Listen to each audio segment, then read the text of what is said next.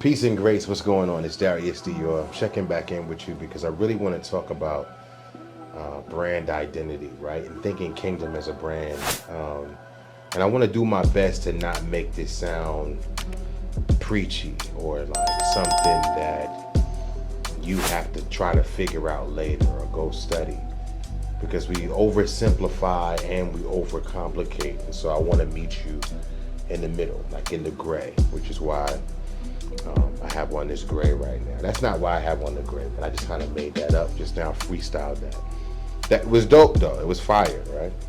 But what I want to just really bring out is when you see Thinking Kingdom, because I just get on this set, I'm like in here editing my performances, and I'm getting up on stage saying I'm from heaven and not really explaining that and breaking it down, right? So when I say I'm from heaven, like I was born in Brooklyn, Bedford-Stuyvesant, right? New York City is a familiar place to me. The boroughs are familiar to me, right? But I was a young kid, talking about elementary school age, and by the time I got here in 3rd or 4th grade, you know, it was like, oh man, where am I, right? Like you think that nowhere else. If you're a New York City kid, you think that the world is just New York and that's it, right? So once I got here, you know, it really changed my mindset. And, you know, because South Carolina is a place where love is abundant. It felt different to be here. And that feeling that I got back in 1994, 1995, it doesn't exist anymore, to be honest with you. Like, people are just as mean and disrespectful here now as they were in New York in 95 and 94, 95. But evil is everywhere. The lack of love is everywhere, man. But I don't want to get contrary, right? What I'm really saying to you is that in 2000 and let's say 13, I really started paying attention to understanding the kingdom of heaven, right? And so what the kingdom does, it exposes what religion really is, which is not the kingdom. Okay? So when you hear kingdom or you see kingdom, don't think religious, don't think Christianity. Think heaven, think freedom, right? You know, because who the sun sets free is free indeed. And I know very smart people, intelligent people who are smarter than me are going to say, oh, that's the same thing, but it's not. Okay? Because when we think about the person of Christ and who persecuted him, it was religious leaders, right? And Paul was chief of them all, right? You know, he was, you know, chief of those religious leaders, and they were really, you know, coming against who Christ was and what he was preaching. And so, so your kingdom identity is so critically important and valuable, because who you are outside of where you're from and where you grew up is who you are before you were born. And I know that sounds crazy, right? Because you know you are who your parents are to some degree. But before you and your mom, I mean your mom and your dad had sex, you had an identity.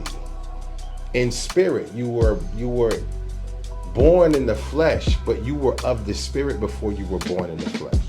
And it's the easiest way that I can break down your kingdom identity. You are a citizen of heaven. So here, you know, animals and birds and such and dogs and cats, they be somewhere in the earth being fed, not worried about us, right? And so we have the audacity to think that this life revolves around the money that we created, and we don't have a respect for the culture of heaven. And the mindset of it is that there is no lack in heaven. In heaven, there's no such thing as I don't have. Like, you're impartial to not having in the culture of heaven. And this is where your identity comes in. You are a citizen of the kingdom before you were put into your father's nutsack and sent here to your, you know, your mother's womb, and she gave birth to you. right? Like you were made in the image and likeness of God, and God is spirit, right? You just have been given a body. And so people say, they're having a human experience. Spirit having a human experience, and that's true. But then we focus so much on the human side of it, we forget that you are a son, you are a daughter of an actual king. Like all of these ideas of kingship and what's going on in England over there, those are God's ideas. We just stole them, and then we just manifested them and ruled and reigned and conquered until Rome came and changed the game. And this is why Christ came during those times, because heaven wanted to demonstrate to us what a kingdom is really like, right? But what tore the Roman Empire down was their own sin against themselves. They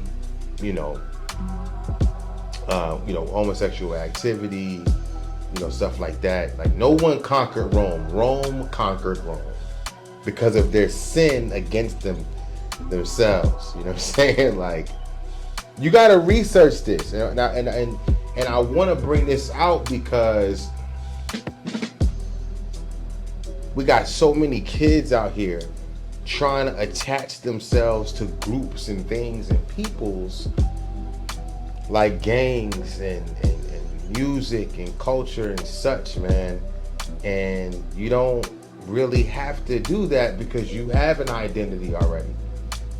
You ain't from the 43rd block. You ain't from 63rd. You ain't even from the name of the family that's on your birth certificate.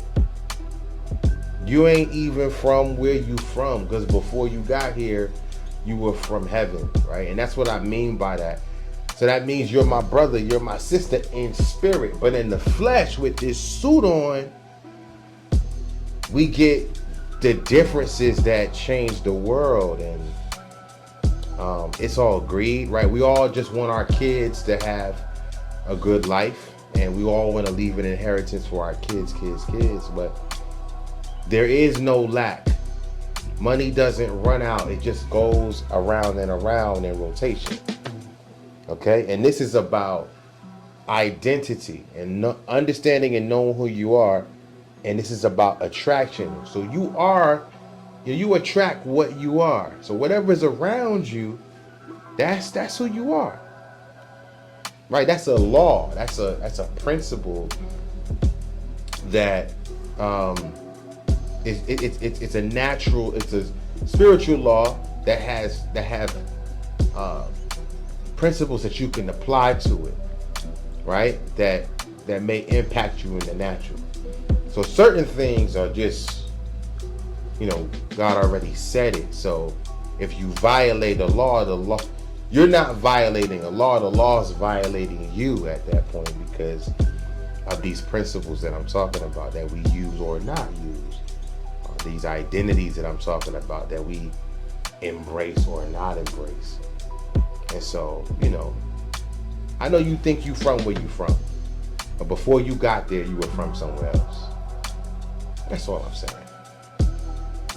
In the gray, like just hang out right there for a second and process that. Think about that.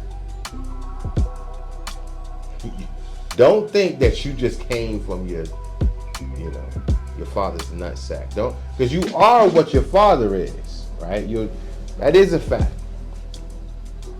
But before, the Garden of Eden, before all those millions of years that they say that the earth is,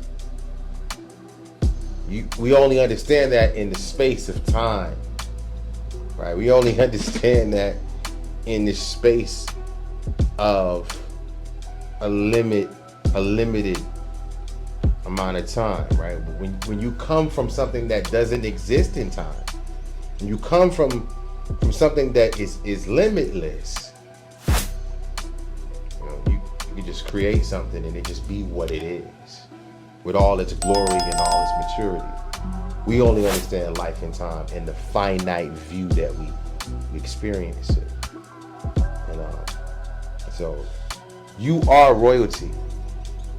You are the version of yourself that you don't understand, that you dream about, that you don't believe. And I'm telling you, when you get up in the mirror and you look at yourself, you have to see that you're greater than what your mind is able to process. It's a knowing, you gotta know that about yourself. And I know a lot of us don't know that. So I'm taking the time out to tell you. Yeah, you're very special, very unique. Nothing in the cosmos like you. Very unique. Alright? Listen, man. It's Darius D. here, Stinky Kingdom. And I appreciate you. I love you. I pray y'all bless you. Alright?